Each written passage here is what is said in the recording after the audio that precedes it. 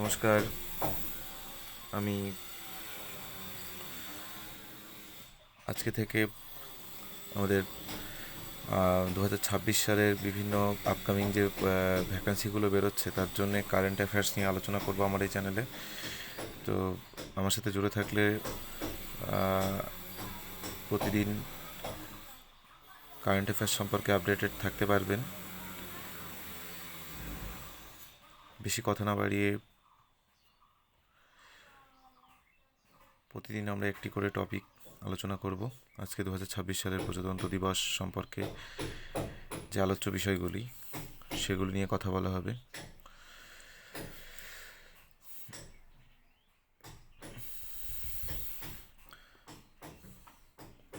তো আপকামিং যে West Bengal police exam আসতে চলে, ভ্যাকান্সিগুলি আসতে চলেছে, এর সাথে সাথে ওয়েস্ট বেঙ্গল সিভিল সার্ভিস সহ রেলওয়ে গ্রুপ ডি এবং আরও সেন্ট্রাল গভর্নমেন্ট থেকে শুরু করে স্টেট গভর্নমেন্টের সমস্ত চাকরির পরীক্ষার জন্য খুবই এক্সাম ওরিয়েন্টেড কোশ্চেন এবং টপিক নিয়ে চলে এসেছি আমি আমার চ্যানেলে। আজকে ফার্স্ট ক্লাস। প্রথম যে প্রশ্নটি সেটি হচ্ছে 2026 সালে ৭৭তম প্রজাতন্ত্র দিবস। তো আমরা জানি 1950 সালের 26শে জানুয়ারি আমাদের দেশ প্রথম একটি গণতান্ত্রিক রাষ্ট্র হিসেবে সম্মুখে আসে এবং এই গণতান্ত্রিক রূপে প্রতিষ্ঠা হওয়ার যে পিরিয়ডটা, যেটা সময়কালটা, সেটি চলে আসছে অনেক আগে থেকেই।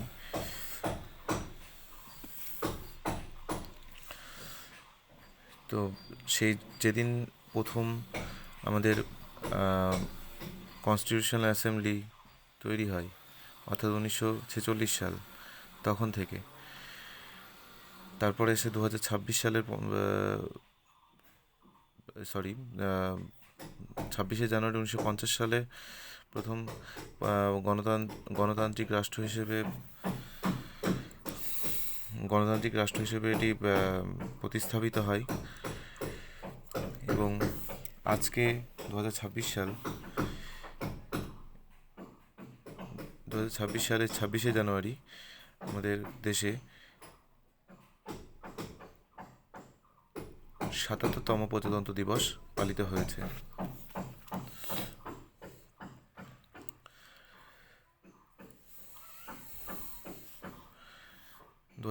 সালে ভারত উদযাপন করেছে ৭৭তম প্রজাতন্ত্র দিবস। পরের প্রশ্ন,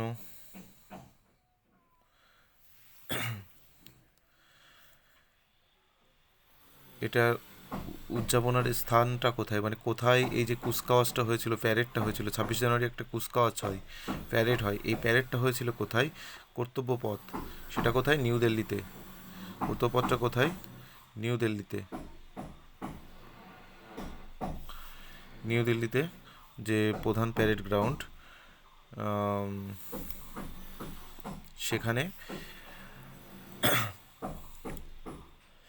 এই কুচকাওয়াজটা হয়েছিল। প্রতি বছর এই কুচকাওয়াজটা প্রতি বছর এখানে কিছু না কিছু নতুন কিছু উদযাপন হয়। নতুন কোনো দেখা গেল নতুন কোনো স্কিম গভর্নমেন্ট দ্বারা করা হলো, সেটিও এই দিনটিতে করা হয়। বিভিন্ন ধরনের পুরস্কার দেওয়া হয় এবং এরপরে আমরা যে জিনিসটা দেখবো সেটা হচ্ছে এই পুরস্কারগুলো সম্পর্কে। তাহলে কোথায়? কর্তব্যপথ, নিউ দিল্লিতে এগুলি করা হয়।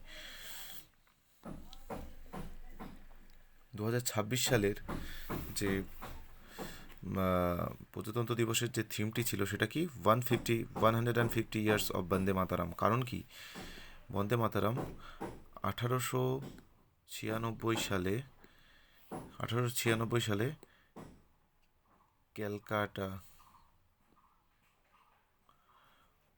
ক্যালকাটা যে কংগ্রেস যে মিটিং হয়, ক্যালকাটা কংগ্রেসে প্রথম এই গানটিকে কি করা হয়? অ্যাডপ্ট করা হয় আমাদের national as our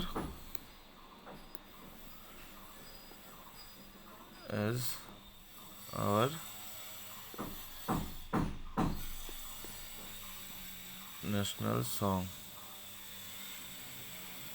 national song. এবং গানটি সেদিন কে গেয়েছিল, এই যে 1896 সালে, সেদিন গানটি গেয়েছিল কার দ্বারা? রবীন্দ্রনাথ ট্যাগর, আর এন ট্যাগর। কিন্তু বন্দে মাতরম যেটা, সেটা কিন্তু আনন্দমঠ থেকে নেওয়া, যেটি বঙ্কিমচন্দ্রের। এই জিনিসটা মনে রাখতে হবে, বঙ্কিমচন্দ্রের আনন্দমঠ থেকে নেওয়া। আর গানটা সেদিন গেয়েছিল কে? রবীন্দ্রনাথ ট্যাগর, ক্যালকাটা অ্যাসেম্বলিতে। গানটি গেয়েছে হচ্ছে বঙ্কিমচন্দ্র। কে? বঙ্কিমচন্দ্রকে কি বলা হয়? সাহিত্য সম্রাট। সাহিত্য সম্রাট, সাহিত্য সম্রাট। তো এই যে বিষয়টা হচ্ছে, এখানে এটা 150 বছর পূর্তি উপলক্ষে কিন্তু বন্দে মাতরমটা এই যে মানে 2026 সালে 26 জানুয়ারি এটার আমাদের যে জাতীয় যে গান, ন্যাশনাল সং, এর কিন্তু 150 বছর পূর্ণ হলো। তো সে কারণে এটি আমাদের এবছরের প্রজাতন্ত্র দিবসের থিম ছিল। আচ্ছা, পরের প্রশ্নে যাব। তার আগে একটা কথা বলি, সেটি আমাদের এই ক্লাসে রেগুলার এখন থেকে কারেন্ট অ্যাফেয়ার্স আলোচনা হবে প্রতিদিন সকাল 10টা থেকে, এবং ভিডিও ইউটিউব চ্যানেলে মোটামুটি 12:30 থেকে 1টার মধ্যে চলে আসবে। আচ্ছা, পরের প্রশ্নে যাই।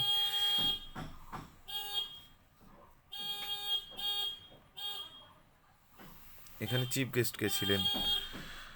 তো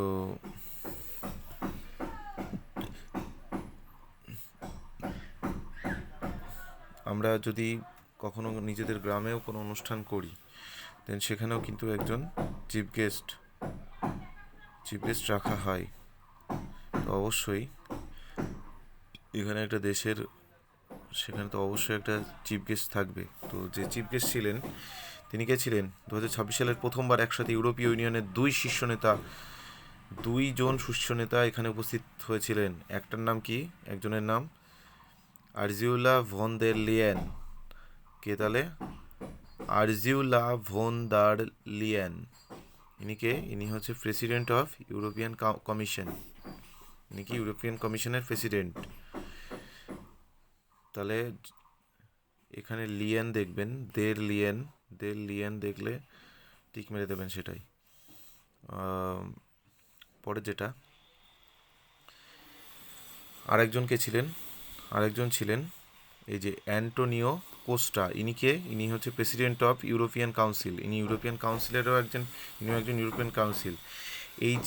এই যে বিদেশ নীতি, এই যে বিদেশ থেকে চিফ গেস্ট আনা, এটাই কি হয়? এটাই একটা বৈদেশিক সম্পর্ক আমাদের আরও ভালো হয়, ঠিক আছে? বন্ধুত্বপূর্ণ সম্পর্ক থাকে আমাদের নেইবারহুড কান্ট্রিগুলোর সাথে। তো একে অপরের কাজে এভাবে আসা যায়। যাই হোক, পরে যে টপিকটা, এটি ইন্ডিয়া। দেখুন, এখানেও সেম জিনিসটাই বলেছে, এটি India European union strategic partnership জোরদার করার একটি গুরুত্বপূর্ণ কূটনৈতিক ঘটনা, ঠিক আছে? কূটনৈতিক ঘটনা, এগুলো সবই একটা ডিপ্লোম্যাটিক ইনসিডেন্ট বলা যায়, তাই কূটনৈতিক ঘটনা। আচ্ছা, পরের প্রশ্ন।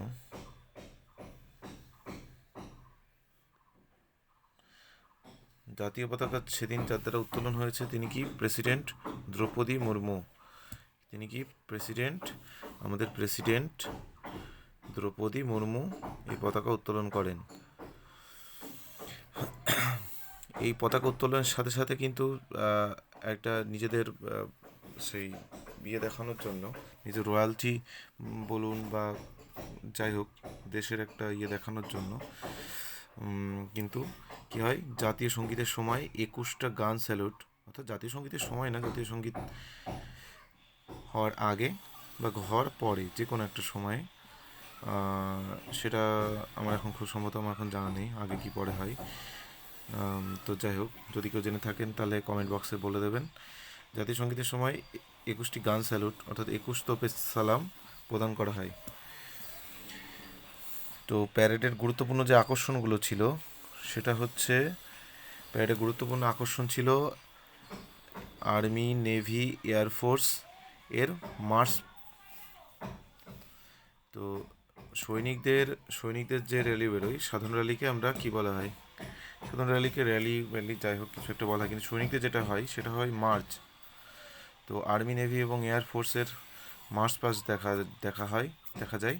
এবং সেখানে যে যুদ্ধের যে জিনিসগুলো আমাদের ব্যবহৃত হয়, আমাদের যে ঐতিহ্যকে বাড়ায়, সেটি হচ্ছে রাফায়েল, সুখোই। রাফায়েল এটি এটি একটি বিমান, কিছুদিন আগে রাফায়েল কেনা হয়েছিল জানেন ফ্রান্স থেকে। এবং সুখোই যে এয়ারক্রাফটটা আছে, এবং তার সাথে কি আছে, MiG-29। মিগ তো অনেক পুরনো বিমানের সিরিজ, যুদ্ধ বিমানের। এগুলো সবই যুদ্ধ বিমান। এবং আধুনিক অস্ত্র ও মিসাইল প্রদর্শন, এর সাথে সাথে কী হয়, আধুনিক অস্ত্র ও মিসাইল প্রদর্শনও সেদিন চলতে থাকে।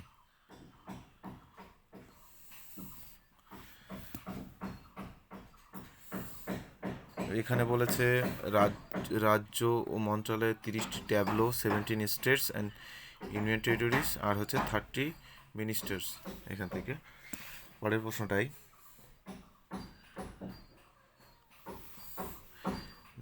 নতুন প্রযুক্তিকে রিপ্রেজেন্ট করা হয় সেদিন আমাদের যে নতুন যে প্রযুক্তি, এখন সব কিছু এআইয়ের জামানা। তো এআই দিয়ে সব কিছু হচ্ছে এখন, পড়াশুনো থেকে শুরু করে সমস্ত কিছু এআই দিয়ে হচ্ছে, আর্টিফিশিয়াল ইন্টেলিজেন্স। তো নতুন প্রযুক্তির যে প্রদর্শন, সেখানে আমাদের ভারতের ডিআরডিও দ্বারা তৈরি হয় এগুলো রোবোটিক ডগস। এই যে দেখুন রোবোটিক ডগস, সেটার নাম কি, mule. Robotic dogs mule, very very important. Robotic dogs mule, very very important, very very. এবং তারপর কি আছে, সোয়াম ড্রোনস এগুলো সম্পর্কেও জেনে রাখবেন। সোয়াম ড্রোনস এটিও এক ধরনের যুদ্ধের সময় ব্যবহৃত এক ধরনের ড্রোনস।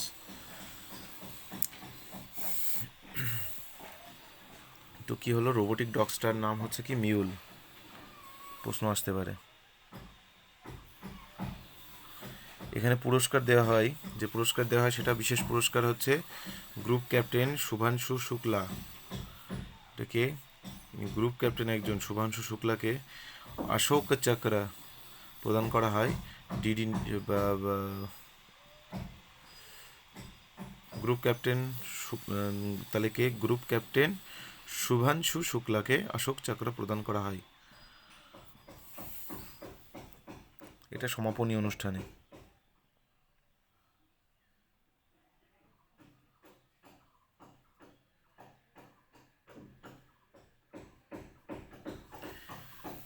আর হচ্ছে তারপরে কি হচ্ছে, বিটিং দ্য রিট্রিট সেরিমনি। আর এই রিট্রিট যে সেরিমনি, এর পরে যে সেরিমনিটা হয় সেটা 29শে জানুয়ারি হয়।